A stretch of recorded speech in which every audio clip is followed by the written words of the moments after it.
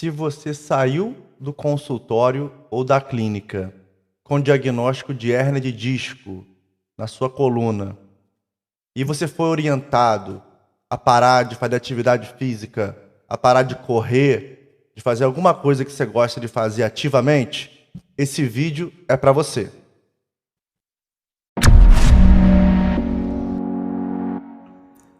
Olá, meu nome é Frederico Meirelles e esse é o meu canal.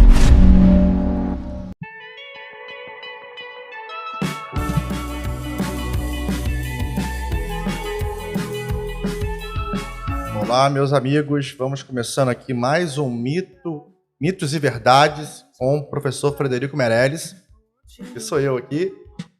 Vamos falar de um assunto que eu vejo na prática clínica quase que todo dia, né? É um mito que tem que ser quebrado porque ele gera um transtorno para o paciente, né? Porque ele acaba evitando de fazer coisas que geralmente são saudáveis para o que ele tem.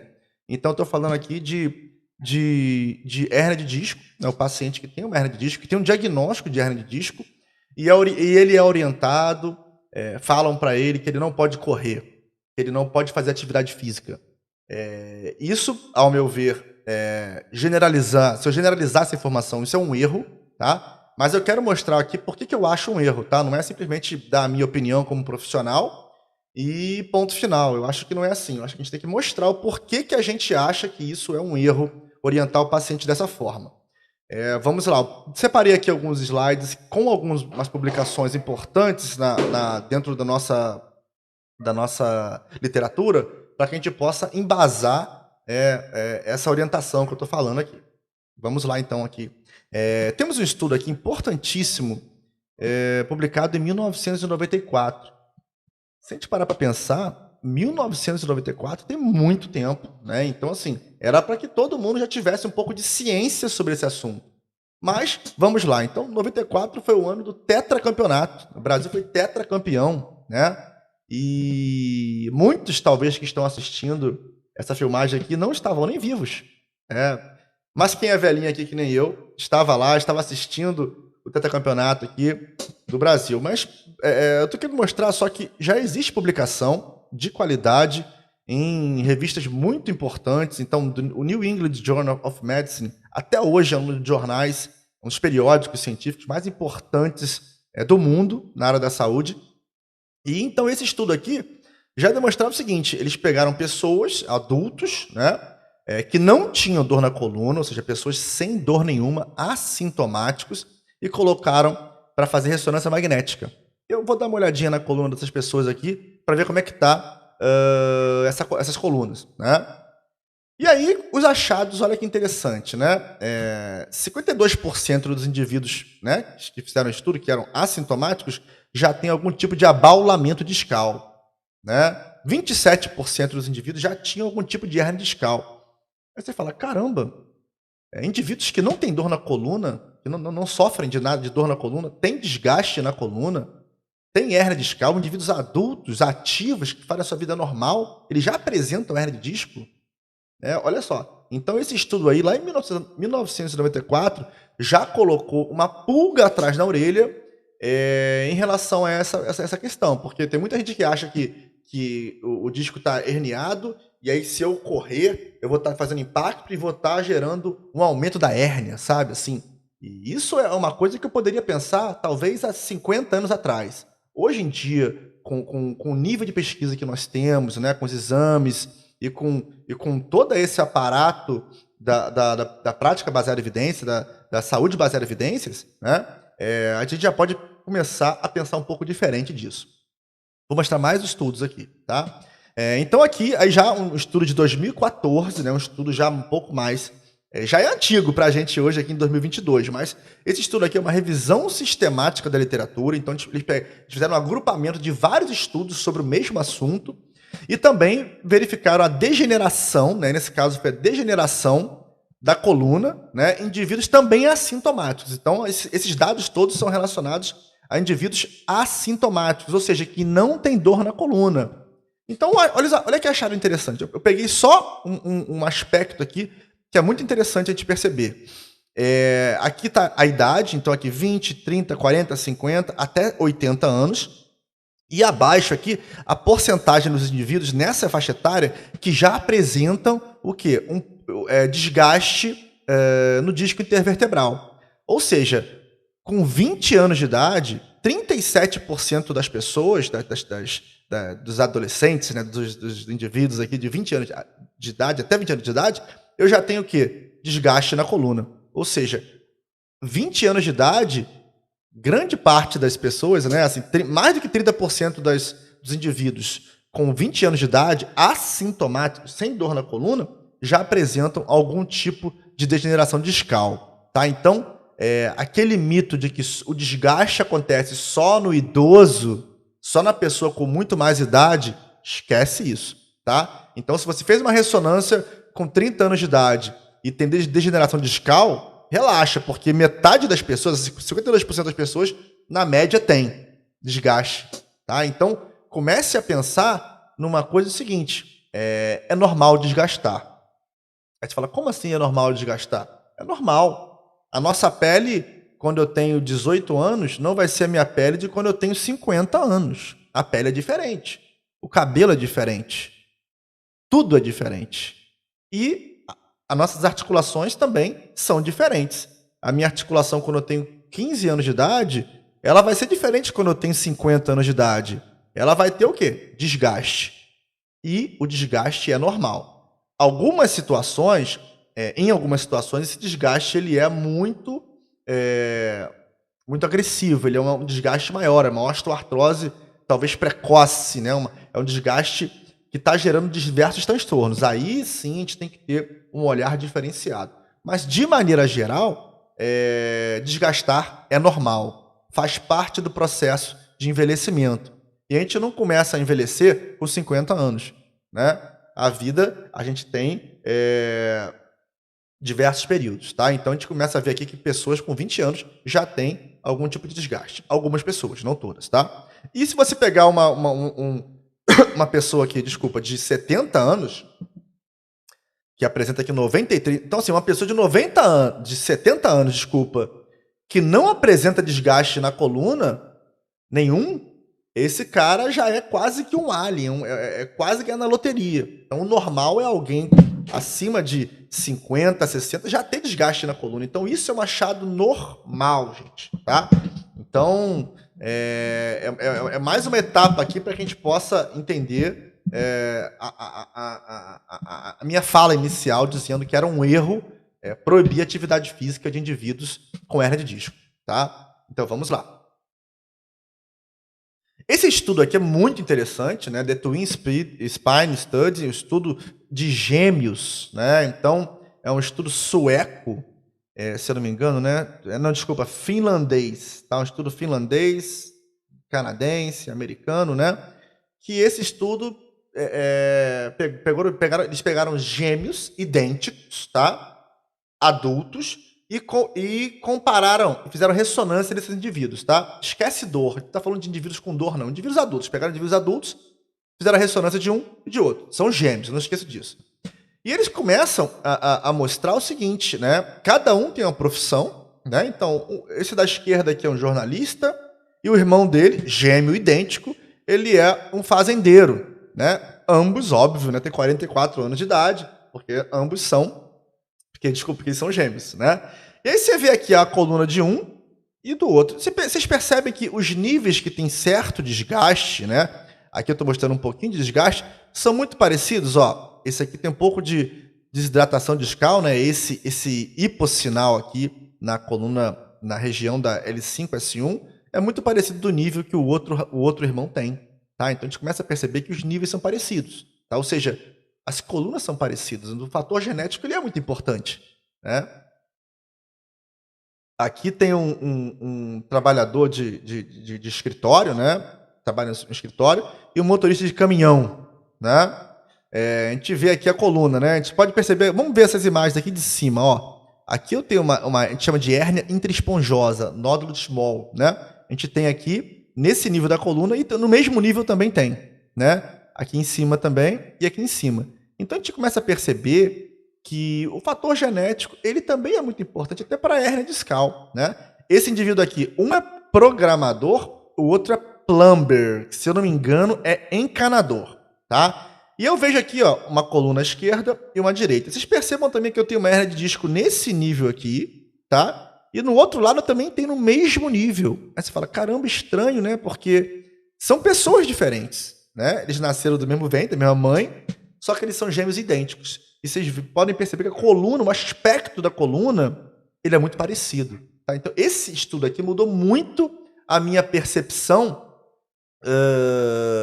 dessa questão genética, né, na gênese desses problemas. Então, não é só isso, tá, gente? Mas é um fator importante, tá? Tem outros exemplos aqui, mas eu não vou ficar repetindo muito, mas tem vários exemplos de como a coluna é parecida em pessoas completamente que têm vidas diferentes, que um é fazendeiro, o outro é carpinteiro, um é motorista, um trabalha sentado no escritório. Então, assim, vidas diferentes, porém nasceram ali iguais, são gêmeos idênticos, né, em relação à parte estrutural, vamos dizer assim.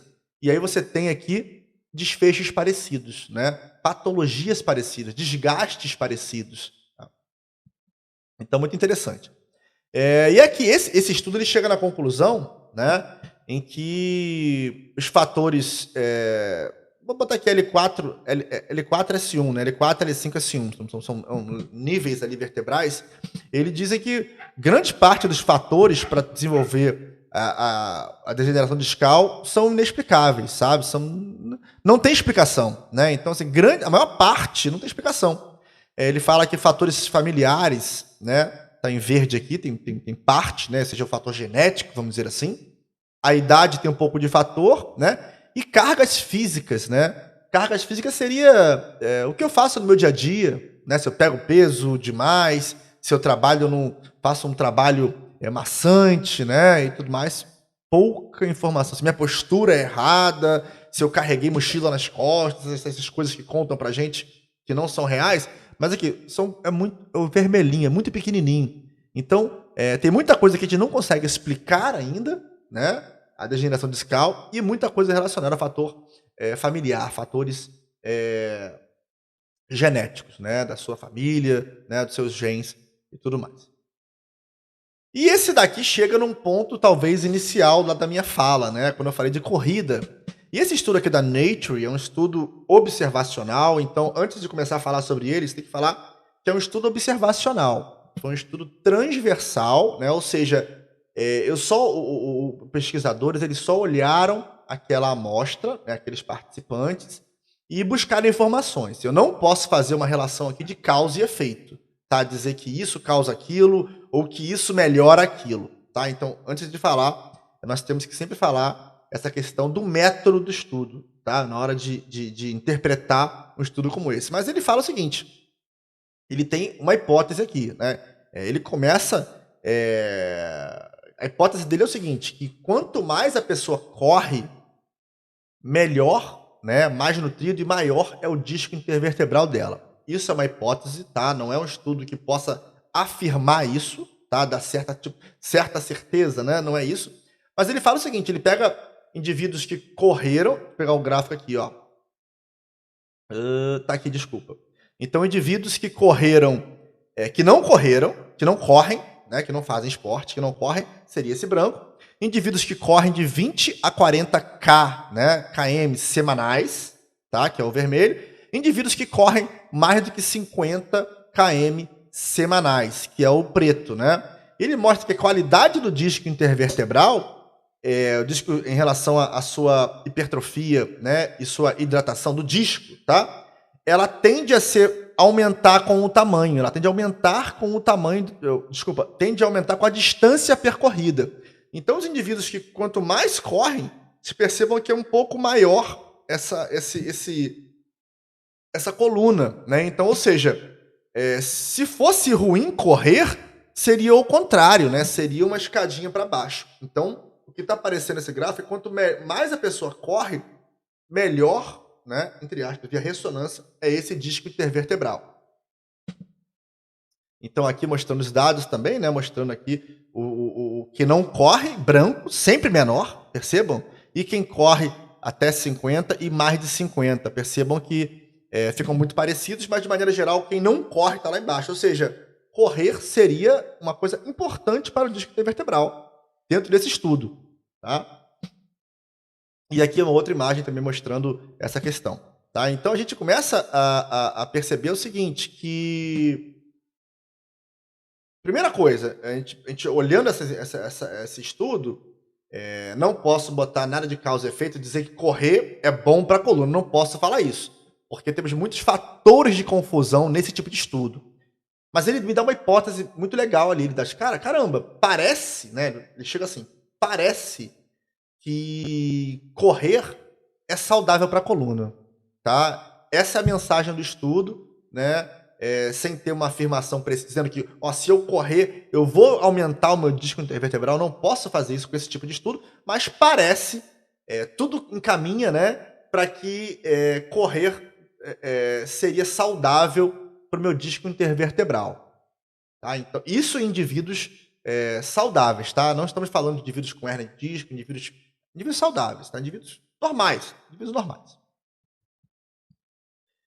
E aí, botei aqui tratamento cirúrgico conservador, principalmente é bom senso, tá, gente? Se você tem hernia de disco, em geral, os estudos falam em torno de até 5% de chance de chegar à operação em algum momento. 95% de chances, ou seja, a grande maioria dos indivíduos vão levar a vida normal, vão fazer tratamento conservador. Geralmente com fisioterapia e depois da atividade física para fazer manutenção. Tá? Não tem nada diferente disso que seja melhor. Tá? E aí, existem alguns estudos mostrando aqui uma resolução do disco, das herniações discais. Então, ou seja, em muitas situações, já tem muito estudo mostrando que eu tenho regressão da hernia de disco. Então, olhei a ressonância magnética lá, vi uma hernia de disco, caramba, não tem cura, eu tô ferrado. Se você conseguir conviver bem com ela durante alguns anos, existe uma grande chance dela diminuir de tamanho, tá? Segundo esses estudos, tá? Então, vou ler o resultado aqui, né? Mas isso aqui é uma revisão sistemática também, já de 2014, também mostrando que a taxa de regressão espontânea foi de 96% de hérnias sequestradas, que são hérnias um pouco maiores, e o fragmento herniado já sai em relação ao disco, né? 70% das extrusões, que é um tipo de hernia de disco um pouco mais grave, né? Extrusa, né? 41% das protrusões e 13% dos abaulamentos. Ou seja, gente, inclusive algumas hernias discais, em torno de 43%, elas foram completamente finalizadas, né? Resolvidas. Ou seja, ocorre um desgaste do disco, né? Esse disco é desgastado, ele acaba muitas vezes herniando, mas em longo prazo, a tendência é esse disco que está herniado ali, o próprio corpo ir lá e resolver o problema. Tá? Só que não é de um dia para o outro. Isso requer um certo tempo e uma certa paciência. Então, a cirurgia geralmente não é uma opção. Tá? Em pouquíssimos casos, a cirurgia é uma opção. Então, aqui a meta-análise mostrando que a maioria dos estudos geralmente são a favor geralmente demonstram essa redução do disco intervertebral, da hernia de disco. Isso é importante mostrar. Tá? E aqui um estudo que eu peguei, tá? Entre muitos outros que nós temos, de 2016, tá? Do British Journal of Sports Medicine.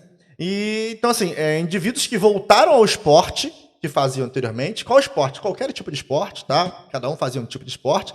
Também é uma revisão sistemática com meta-análise mostrando que indivíduos que fizeram uma cirurgia chamada microdissectomia, e indivíduos que trataram a sua hérnia conservadoramente. E o resultado é o seguinte, sem nenhuma diferença entre os grupos. Vou traduzir aqui para ficar mais fácil. Ou seja, os indivíduos que operaram e os indivíduos que não operaram, trataram com fisioterapia e fizeram atividade física, tiveram o mesmo resultado após retornar ao esporte.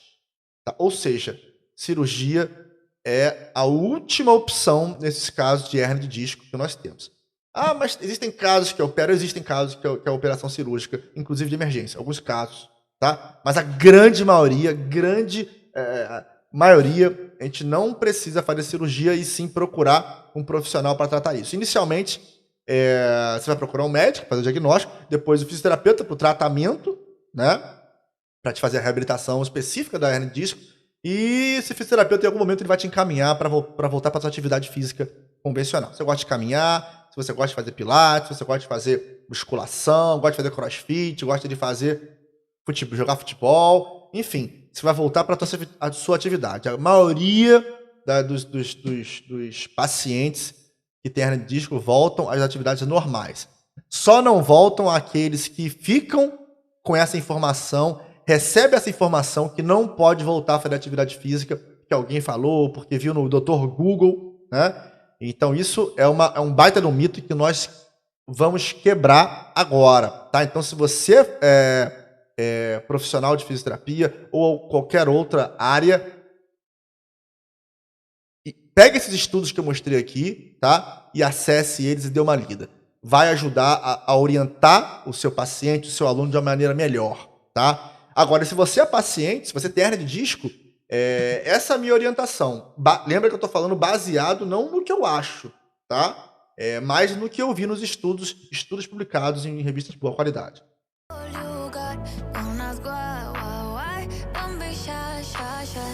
Então, gente, voltando aqui, né, fechando os slides que eu queria mostrar para vocês, são slides de artigos importantes que mudaram a minha maneira de pensar. Não só os artigos, mas a experiência clínica e contato com outros profissionais da área, mas, de maneira geral, foi importante para que eu me embasasse, né, para que eu pudesse falar com um pouco mais de propriedade. Por isso que é importante entender ciência, né, entender sobre a nossa área profundamente, para que a gente consiga orientar melhor os nossos pacientes, os nossos alunos, os nossos amigos, os nossos familiares. Então, gente, era isso que eu queria mostrar para vocês. Primeira coisa, você tem hernia de disco? Relaxa, é uma coisa muito comum e muita gente tem no mundo, tá? Se você está na crise, tem que procurar um profissional para te avaliar, para ver que situação que está. Tá na crise? Calma, a tendência é melhorar. Procure um profissional que a tendência é melhorar.